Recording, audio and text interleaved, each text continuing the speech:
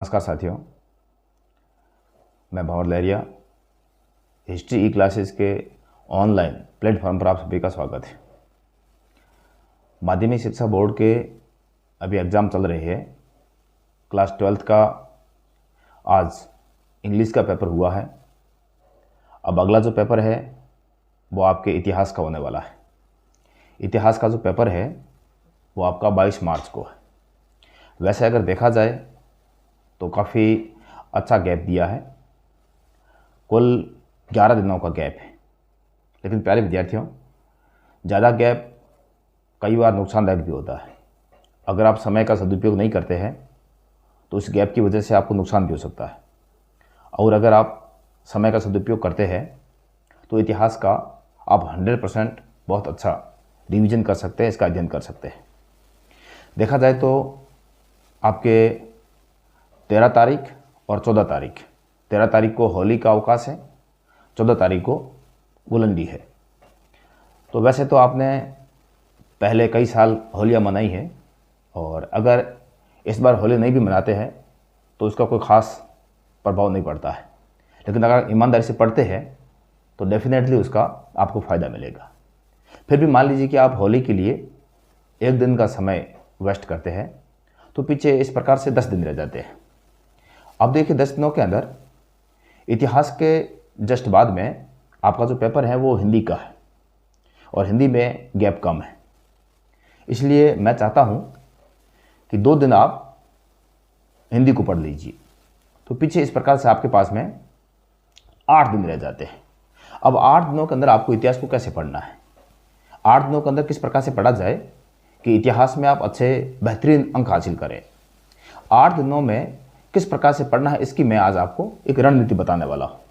अगर आप इस रणनीति को फॉलो करते हैं, इस रणनीति का अनुसरण करते हैं, तो डेफिनेटली मैं आपको कह सकता हूँ कि इतिहास के अंदर आप बोर्ड एग्जाम में बहुत ही अच्छे अंक हासिल कर सकते हैं। अब करना क्या है, देखिए 8 दिनों के अंदर आपको इतिहास को कैसे पढ़ना है। सबसे पहले आप देखिए कि आपको एक दिन के अंदर इतिहास के 2 चैप्टर क्लियर करने हैं। कैसे करने हैं? सबसे पहले इतिहास का जैसे आपने चैप्टर नंबर 1 पढ़ा है, तो सबसे पहले आप किसी भी चैप्टर को बुक्स के अंदर अच्छी तरह से पढ़िए। चैप्टर को बुक्स के अंदर अच्छी तरह से पढ़ने के बाद फिर आपको उसी चैप्टर के जो नोट्स लिखवाए हुए हैं, या आपके नोट्स लिखे हुए हैं, आपके टीचर के द्वारा लिखवाए हुए हैं या आपने लिखे हैं, उन नोट्स को पढ़िए। पहले चैप्टर किताब में पढ़िए, उसके बाद में उसी चैप्टर का जो नोट्स वगैरह बने हुए उस नोट्स में पढ़िए। इस प्रकार से आप इन दोनों विधियों का साथ साथ में प्रयोग करते रहे। इसके साथ साथ में जो भी प्रीवियस ईयर के पेपर आए हुए हैं, प्रीवियस ईयर के जो पेपर है आप उनको भी इनके साथ साथ में हल करते रहे। इस प्रकार से अगर आप करते हैं तो 6 दिनों के अंदर आपका इतिहास के जो 12 चैप्टर है वो क्लियर हो जाते हैं। तो आपने 6 दिनों के अंदर इतिहास का एक बार 100% आपने अध्ययन कर लिया है। अब उसके बाद में आपके पास में 2 दिन और शेष रह जाते हैं। इन 2 दिनों का कैसे उपयोग करना है, देखिए 7 तारीख जो 7वां दिन है आपका, 7वें दिन आपको चैप्टर 1 से लगाकर चैप्टर 6 तक पुनः रिवीजन करना है। मुख्य मुख्य बिंदुओं का रिवीजन करना है, और जिस समय आपने अध्ययन किया है उसमें बारीकी से एक एक बिंदु को पढ़ना है। तो आपने 7वें दिन चैप्टर 1 से 6 तक अच्छी तरह से रिवीजन किया है, और 8वें दिन आपको चैप्टर 7 से 12 तक का रिवीजन करना है। इस प्रकार से अगर आप इस रणनीति का पालन करते हैं तो आप इतिहास के गैप के अंदर, इतिहास का जो एग्जाम के दौरान जो अंतराल है, गैप है, इस दौरान आप इतिहास का बहुत ही अच्छी तरह से 2 बार अध्ययन कर सकते हैं। आप इतिहास का 2 बार रिवीजन कर सकते हैं। और अगर आप इस मेरी रणनीति को अपनाते हैं तो बहुत ही अच्छी तरह से आप इतिहास को 2 बार अध्ययन कर सकते हैं, 2 बार इतिहास का रिवीजन कर सकते हैं। अगर आपके पास में इससे भी कोई बेटर रणनीति है तो कोई दिक्कत नहीं, आप अपनी रणनीति को अपनाइए। आप जिस रणनीति का अनुसरण कर रहे हैं वो अगर रणनीति इससे बेहतर है, बेटर है, तो कोई दिक्कत नहीं, आप उस रणनीति को अपनाइए। लेकिन अगर आपके पास में रणनीति नहीं है तो बिना रणनीति के इतिहास जैसे एक लेंथी विषय के अंदर, एक लेंथी सब्जेक्ट के अंदर 100% कवर करना और अच्छे अंक हासिल करना ये बहुत मुश्किल होता है। इसलिए मैं चाहता हूं प्यारे विद्यार्थियों कि आपको एक उचित रणनीति का पालन करना चाहिए, एक उचित रणनीति तय करनी चाहिए, और रणनीति के तहत ही आपको जो बीच का गैप है, अंतराल है एग्जाम के दौरान, इनका सदुपयोग करते हुए आगे बढ़ना चाहिए। प्यारे विद्यार्थियों, मैं समझता हूं कि आपने पूरे साल बहुत ही अच्छी तरह से ईमानदारी से अध्ययन किया है, मेहनत की है। इसलिए आपको किसी भी प्रकार से जिस समय आप एग्ज़ाम देने जाते हैं आपको घबराने की आवश्यकता नहीं है। फुल कॉन्फिडेंस के साथ जाएं, आत्मविश्वास के साथ जाएं। आपने तैयारी अच्छी की है, ये मैं जानता हूँ। मेरे स्थानीय विद्यालय के अंदर मैंने विद्यार्थियों को बहुत ही अच्छी तरह से टैकल किया है। मेरे विद्यालय के अंदर मेरे जो स्टूडेंट हैं उनमें इतना कॉन्फिडेंस है, उनका कॉन्फिडेंस लेवल बहुत हाई है, तो वो आराम से बेटर कर सकते हैं। मैं चाहता हूँ कि अन्य जो भी विद्यार्थी मुझे सुन पा रहे हैं, मुझे देख पा रहे हैं, उनको सबसे पहले अपने ऊपर कॉन्फिडेंस होना चाहिए। आपको एग्ज़ाम हॉल में घबराना नहीं है, क्योंकि घबराने से कई बार क्या होता है कि जो क्वेश्चन हमें आते हैं वो भी हम कर नहीं पाते हैं।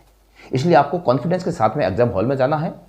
एग्ज़ाम हॉल में जाने के बाद पेपर को देखते हैं तो पेपर के सारे प्रश्नों को अच्छी तरह से पढ़िए।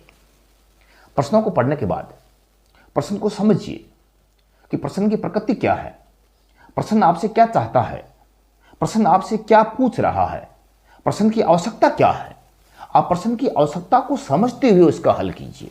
कई बार विद्यार्थी क्या करते हैं, प्रश्न को आधा अधूरा पढ़ते हैं और आधा अधूरा पढ़ने के बाद में जो विद्यार्थियों को आ रहा है वैसा उनका उल्लेख कर देते हैं।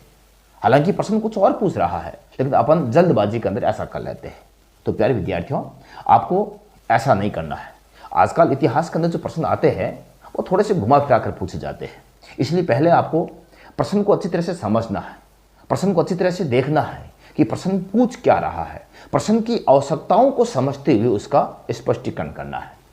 इतिहास का पेपर बड़ा होता है, इसमें क्वेश्चनों की संख्या ज़्यादा होती है। क्वेश्चनों की तादाद ज़्यादा होने के कारण बहुत सारे विद्यार्थियों के इतिहास के जो प्रश्न हैं वो छूटने के ज़्यादा चांस रहते हैं। तो मैं चाहता हूं कि सबसे पहले इतिहास के पेपर हल करने से पूर्व आपको समय का प्रबंधन करना है। उचित समय का प्रबंध करते हुए आप समय के साथ समय को ध्यान रखते हुए, शब्द सीमा को ध्यान रखते हुए स्पष्टीकरण करें और टू द पॉइंट आंसर दें। इतिहास के अंदर अगर आप टू द पॉइंट आंसर देते हैं तो मैं 100% दावे के साथ कह सकता हूं कि इतिहास के अंदर भी आप 80 में से 80 अंक हासिल कर सकते हैं। अब आप कहोगे 80 का नहीं, क्योंकि पेपर आपका एक्चुअली 80 का ही होता है, 20 नंबर के तो 17 अंक होते हैं। अच्छा, इसके साथ साथ मैं आपको एक बात और बताना चाहता हूं कि आपके 5 नंबर का मानचित्र भी आता है। मानचित्र के लिए आपको क्या करना है कि आपको डेली 10 मिनट के लिए आपको मानचित्र देखना है। मानचित्र में जो बोर्ड में पूछे गए मानचित्र हैं, बोर्ड में पूछे गए जो स्थल हैं, केंद्र हैं, वो आपको मानचित्र के अंदर भर देने हैं। मैंने मेरे स्थानीय विद्यालय में विद्यार्थियों को ये भरवाए हैं। जहाँ कहीं भी आप पढ़ रहे हैं, आप सबसे पहले जो ऐतिहासिक स्थल है, केंद्र है, उनको मानचित्र में भर दें। 2-3 मानचित्र आराम से भर दें और 2-3 मानचित्रों से ही आएंगे। अगर आपको नहीं पता है तो मेरे प्लेलिस्ट के अंदर एक मानचित्र का वीडियो भी डाला हुआ है, आप उसको भी वॉच कर सकते हैं।